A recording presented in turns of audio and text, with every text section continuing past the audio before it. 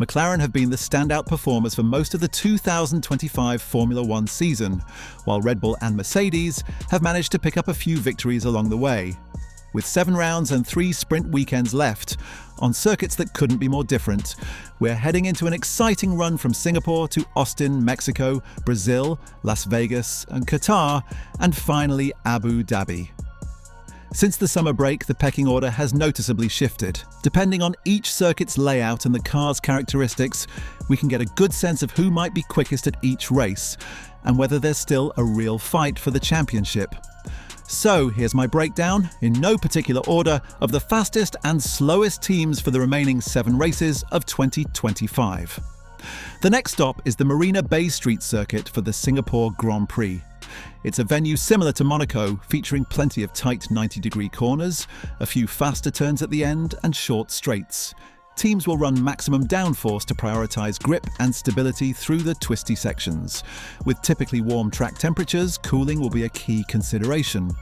I expect McLaren and Red Bull, especially Max, to be the main contenders for the top spot. Red Bull's post-Monza upgrades improved its front-end response and low-speed traction, but the RB21 still dislikes bumps and curbs, something we saw in Monaco. McLaren, meanwhile, shines in mechanical grip and low-speed handling, though its softer front end can make it tricky for Lando and Oscar through Singapore's slower sections. Both teams have strengths and weaknesses that balance out, so qualifying execution could decide the outcome. Mercedes and Ferrari should battle for the next 2 spots. Both handle slow corners well, but Ferrari often struggles with tyre wear, while Mercedes can suffer in high temperatures.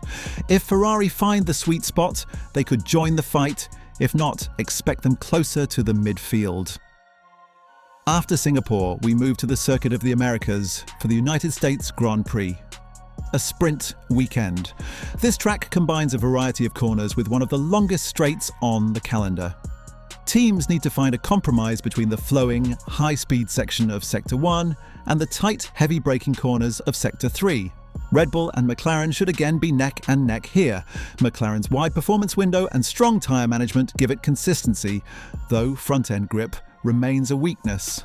Red Bull, with its sharp front end, could dominate Sector 1, while its improved low-speed traction keeps it competitive later in the lap. Ferrari's SF25 should be third quickest, offering solid performance across all speed ranges and strong straight-line pace. If they balance the car well, they could be in podium contention. Mercedes are likely to sit fourth as the W16 struggles in high-speed sections. Williams might spring a surprise thanks to their high-speed efficiency and better tyre prep, just as they showed in Baku when they challenged Ferrari and Mercedes. Next up is Mexico, a track that's always unique thanks to its altitude. It's a medium-speed circuit where traction and cooling are vital due to the thin air. McLaren should lead the way here. Their car excels in medium-speed corners and handles cooling efficiently. Red Bull should follow closely behind, with the RB21's added downforce helping in the twisty parts. Their performance will depend on how much cooling they bring. Mercedes should slot into third. The W16 works well in medium-speed corners and has strong traction, giving them an edge over Ferrari. The SF25, though balanced, lacks standout strength to challenge the top 3. Then comes São Paulo in Brazil, one of the most exciting circuits on the calendar. Interlagos features every type of corner, but teams often reduce downforce to handle the long straights. Rain is often a factor here, with showers possible on race weekend. McLaren once again look best suited for Brazil, given the MCL 39 strength in medium-speed corners and its tyre longevity. Red Bull won't be far behind. The RB21 combines great balance with excellent straight-line speed, which should keep the title battle tight heading into the final stretch. Max Verstappen also loves this circuit, and his record here speaks for itself. Behind him, Mercedes and Ferrari will likely battle for the third best position. The W16 performs strongly through medium-speed corners, while Ferrari's traction will help in the twistier sections. Brazil, being a sprint weekend, will heavily depend on which team perfects their setup the quickest. It's a challenging track that needs less downforce than usual and demands precision in the tricky middle sectors. After Brazil, the action shifts to another distinctive venue, Las Vegas. The track layout has a lot in common with Baku, especially in terms of downforce levels and corner types. The long 2-kilometer straight is combined with several 90-degree and long, slow bends. With temperatures expected to be quite low, tyre warm-up and strategy will be crucial. Based on how dominant Red Bull were in Baku, they should be favourites here again. Their car performs incredibly well in low downforce setups, keeping tyre wear under controls while maintaining good pace. If Ferrari can get everything right, they could emerge as the second-best team in Vegas. The SF25 tends to perform well with lower downforce, and if they can keep their tyres in the ideal temperature window and deliver in qualifying, they might even challenge Red Bull for victory. Mercedes should also be in contention for podium spots. Their car has historically done well on cooler tracks, and they even took a 1-2 finish here last year. McLaren, on the other hand, may end up fourth fastest due to the MCL39's higher drag, which hurts performance on long straights. Williams and Racing Bulls could also surprise the top teams. Both were quick in Baku under similar setups, and have enough one-lap pace to sneak into Q3 and mix up the fight at the front. Next up is Qatar, hosted at the Lusail International Circuit.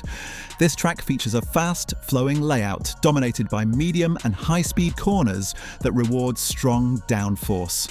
Expect another McLaren-Red Bull showdown with Verstappen leading the charge. McLaren's high-speed ability will help them here, though their softer front end might limit how much they can push. Red Bull's sharper front-end grip gives them a slight advantage, setting up an exciting battle between Max, Lando and Oscar. Ferrari should slot into third. The SF25's stability through high-speed corners keeps it ahead of Mercedes, whose W16 will likely be fourth fastest. Because this race takes place close to December, the temperatures won't be extreme, but tyre wear will still play a key role. Last year, it was a one-stop race, and with the difficulty of following closely through high-speed sections, qualifying will again be critical. Whoever starts ahead may stay ahead. Finally, the season wraps up in Abu Dhabi at Yas Marina, a track that blends everything. Long straights, slow corners, and a mix of downforce requirements. The first two sectors are all about top speed, while Sector 3 focuses on cornering grip. Teams will have to choose carefully between low, medium, or higher downforce setups, depending on where they expect to gain the most lap time. Red Bull and McLaren are once again expected to be evenly matched. Red Bull should shine in sectors 1 and 2 thanks to its straight-line efficiency, while McLaren will be strongest in the twisty final sector. The RB21's aerodynamic efficiency could make it faster early in the lap, but McLaren's grip advantage in corners will keep things close. Expect Verstappen, Piastri and Norris to make the difference with their driving. Ferrari's SF25 should be next best. Its solid straight-line speed and strong low to medium speed handling make it an all-rounder. Mercedes, just behind them, may struggle with speed on the long straights but should remain competitive elsewhere. So based on all that, my predictions are one race clearly favouring McLaren, another likely going to Red Bull, and the remaining 5 being closely fought between the two. The championship picture has become fascinating after Azerbaijan, with Max Verstappen now only 69 points behind Oscar Piastri. If things play out as I expect, we're in for an incredible finale.